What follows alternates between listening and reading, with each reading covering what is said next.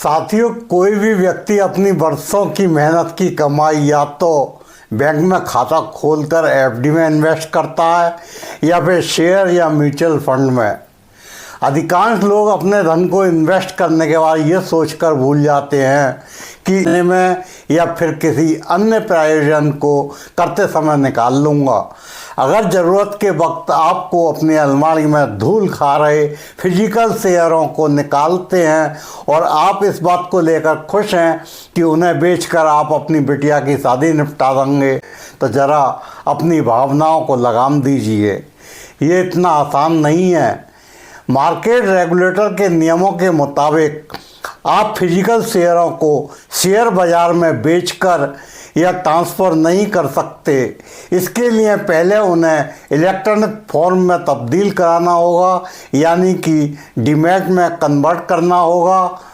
साल 2019 में market regulator SEBI ने फिजिकल फॉर्म के शेयरों को डीमैट में कन्वर्ट करके ही बेचने या ट्रांसफ़र करने का आदेश जारी किया था।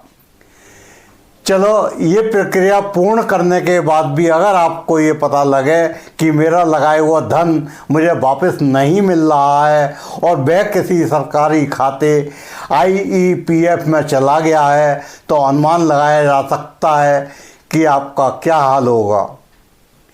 KYC कराना अच्छी बात है, इससे काले धन पर अंकुश लगता है, परंतु यदि KYC के नाम पर लोगों का धन या शेयर अन्यत्र ट्रांसफ़र कर दिए जाएं, तो ये बहुत दुखद है।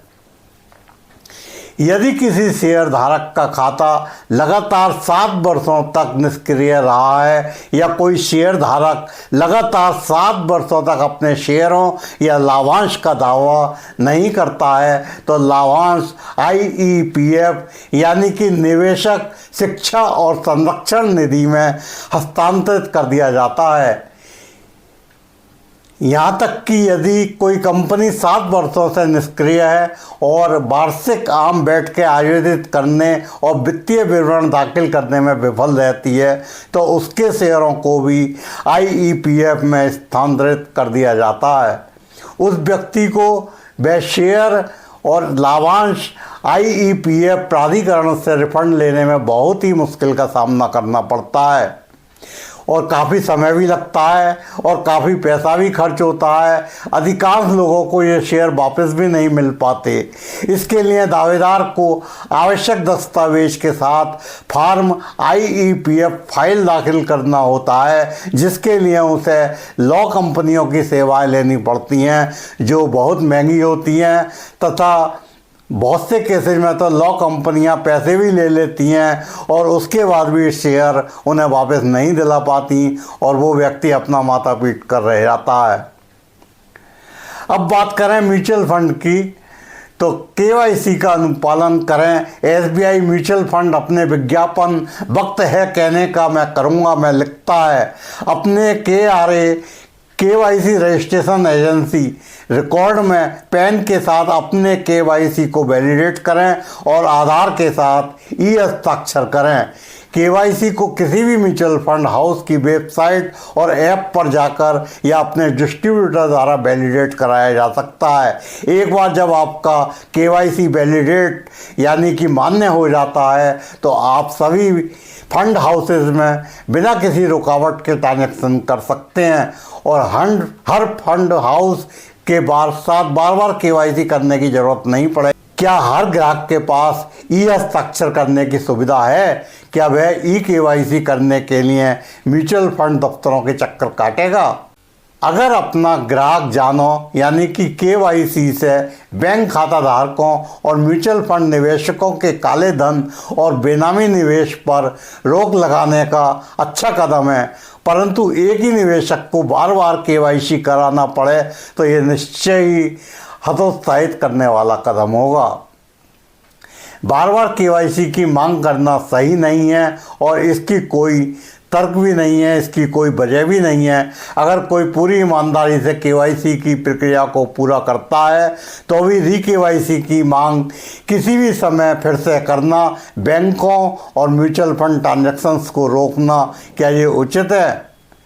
पहले निवेशक एजेंट्स के जरिए निवेश करते थे जो व्यक्तिगत सर्विस देते थे और आधा अधूरा नाम, यानी कि कभी फर्स्ट नाम तो कभी सरनेम, कभी मिडिल नेम छोड़ देते थे, कभी फर्स्ट नेम और सरनेम लिख देते थे। इस तरह से वो केवाईसी को पूरा कर देते थे, क्योंकि उन्हें अपना कमीशन पाने के लिए जितना ज़रूरी होता था उतना वो कर देते थे। आजकल हम पूरी तरह से डिजिटल हो गए हैं और पैन तथा आधार का वैलिडेशन भी ऑनलाइन होने लगा है, जो जरा सी भी गलती को वैलिडेट नहीं करता। अतः बड़ी संख्या में निवेशकों को चुपचाप होल्ड पर केवाईसी स्थिति में डाल दिया जाता है और उनके म्यूचुअल फंड ट्रांजैक्शन को ब्लॉक कर दिया जाता है। जब हम केवाईसी की प्रक्रिया से गुजरते हुए पैसा कमाते हैं और अनिवार्य रूप से दोबारा इससे गुजरना पड़े और म्यूचुअल फंड निवेशकों को अपनी पहचान साबित करने के लिए ऑफिसों के चक्कर लगाने पड़े, तो इसे कदापि उचित नहीं कहा जा सकता। ये व्यवस्था 20वीं सदी में भारतीय म्यूचुअल फंड निवेशकों के लिए एक समस्या बन गई है। डीमैट खाते में भी यदि आपका खाता 3 वर्षों से अधिक समय से निष्क्रिय पड़ा हो और कोई लेन देन ना हुआ हो, ऐसे मामलों में मौजूदा सेबी नियमों के तहत डीपी आपके डीमैट खाते को फ्रीज कर देती है। आप अपनी केवाईसी प्रक्रिया से दोबारा पूरा करके अपने डीमैट खाते को अनफ्रीज कर सकते हैं, परंतु ये प्रक्रिया वैधानिक रूप से आपके हितों की रक्षा को ध्यान में रखकर की गई है। आपके खाते को पुनर्जीवित करने की केवाईसी की प्रक्रिया दोबारा करनी होगी। मनोज कुमार सिंघल, MS चैनल के लिए। The owner of MS channel Manoj Kumar Singhal is a blogger from Chandosi, and it seems he is quite popular in the region. He writes about various topics, including social issues, politics, cooking, science and technology and local news, on his blog and social media platforms through MS channel. MS channel के स्वामी मनोज कुमार सिंघल चंदौसी के एक blogger हैं और ऐसा लगता है कि वे इस क्षेत्र में काफी लोकप्रिय हैं। वे MS चैनल के माध्यम से अपने ब्लॉग और सोशल मीडिया प्लेटफॉर्म पर सामाजिक मुद्दों, राजनीति, कुकिंग, साइंस एवं टेक्नोलॉजी और स्थानीय समाचारों सहित विभिन्न विषयों पर लिखते हैं।